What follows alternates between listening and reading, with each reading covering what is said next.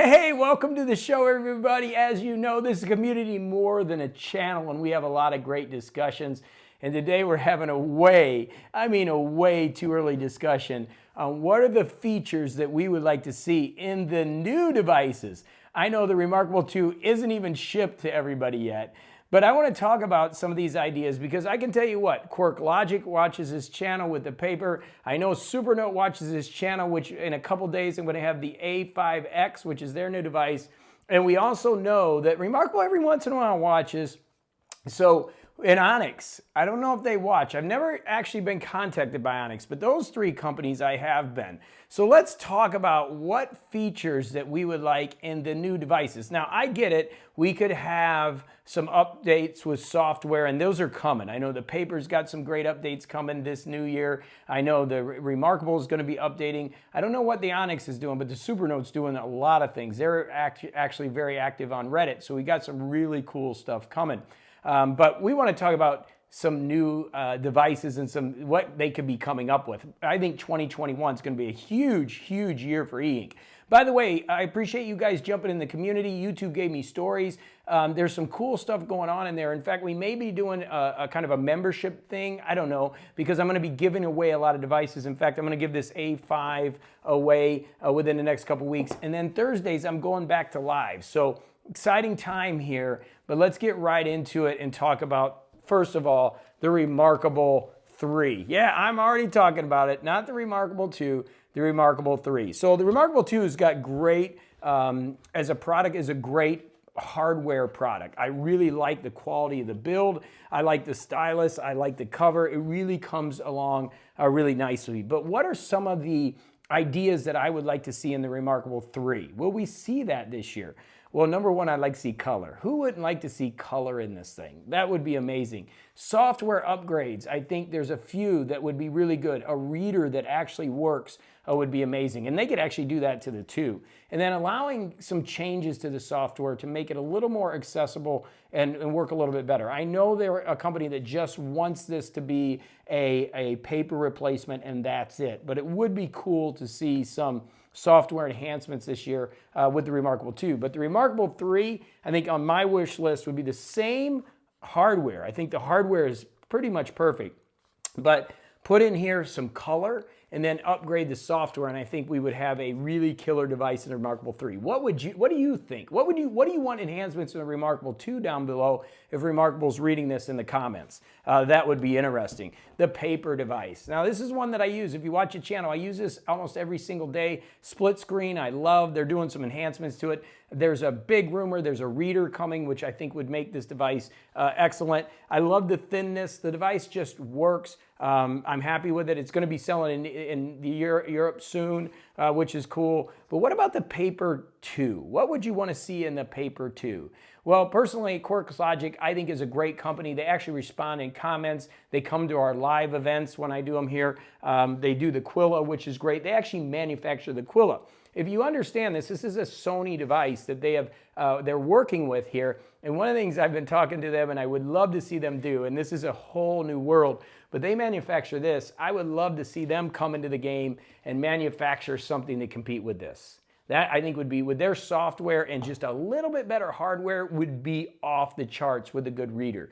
And I think it would be amazing to have a device this big developed, and they could engineer it with the Quilla, like the Quilla, and make it in this type of class. The Papyr 2 would just blow everything away. So that's my wish list. And then if they could do color, could you imagine how cool that would be? That's what I would like to see in the Papyr 2. How about the Supernote? They have the A7X, which is a smaller one, A5, so I guess it would be the A7. I haven't had a chance to use this that much. I do like the ability that it turns on real fast. I think the styluses are really good. I'm going to hold off on my A7 kind of, it's way too early to discuss ideas until I get the A5X in next week and start using it. And I will let you know. Now the Onyx products. This is just such an interesting company because they already do so much. You know, they came out with the front light on these things. These are definitely the best readers in the category. The Lumi, which is pretty cool. These things are awesome devices. And I guess my Lumi 2 or my Note Air 2, I would say, I don't know why it's yelling at me, but I would say I think the quality is pretty good of the devices. I would like to see a little upgrade in the hardware as far as the device quality, but better accessories. You know, really come out with the Note Air with just an awesome cover, an awesome stylus. Same thing with the Lumi. Obviously, if we could get color on these, I think that would be really super cool. I think making it easier to use, optimizing apps. The one thing I know Papyr's working on, and I don't know if Onyx is because I don't discuss with them, but OneNote integration. I think a lot of people come into the channel and say, man, I wish it would work with OneNote or Evernote, and those notes would be great. So a little bit more integration would be good. But these devices are really ahead of the game as far as functionality, but complexity is an issue. They're not that easy to use, and I think that's where the reMarkable, you know, wants to stay in the category they're in and keep it real simple. And I think the Onyx, you know, could find that spot. I personally feel the A7X from Supernote, which I'm going to get, kind of is in the middle of those two. Like the reMarkable is really simple to use, pretty easy, and then you have the Onyx products that are complicated, and then you have the A7X, which I'll have this week. We can kind of check that out. But the Note Air 2 or the Lumi 2, again, color would be great. I think we'd like color in all these devices, but to see them be a little less complex and then really invest in some accessories, like making the cases good.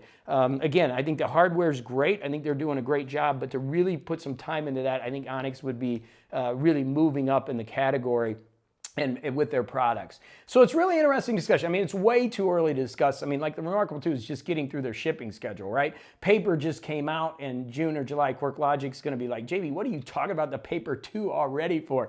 Supernote's coming out with the A7X that's coming out right now. It's pre-order. The Books Note Air just came out. The Note 3 just came out. The Lumi pretty much just came out. So it is way too early to discuss, but we can leave comments for these companies of what would you like to see the enhancements in their future software upgrades as well as hardware, and that's what this channel is really about. I mean, we're gonna have discussions, and why not discuss about what your perfect e-ink device is? Maybe you have one here. You could say if this did this and did that, that would be the perfect e-ink device or the perfect device for me. Those are the type of discussions I want to have so that we can have these companies kind of discuss, and maybe somebody's going to come up with that at some point, or maybe they'll hear an idea from you in the comments that really helps them in their development cycle. And like I said, we have people at reMarkable's reached out to me. Supernote is sending me the device for review. QuarkLogic has been awesome sending me the Quilla, and then all these other devices I've purchased.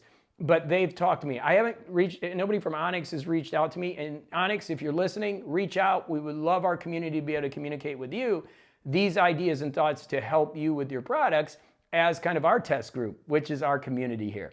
So as always, thanks for watching. If you don't mind a thumbs up, it really helps the algorithm. It really helps us. And if you don't mind leaving a comment, that's fantastic. And I'm going to keep bringing you videos every day, almost every day, that are kind of tech related. We're going to have some fun. Lives on Thursday. This is a community. Like I said, we got a Facebook group now. You want to join that? We got a lot of cool things going on. And then I'm going to start up a membership here real soon where I'm going to start giving away a lot of these products because I don't use them. I'll use them and then give them away and then reinvest the money that the membership creates into buying more and doing more giveaways and having fun. Really like where the channel's going, and I couldn't do it if it wasn't for you.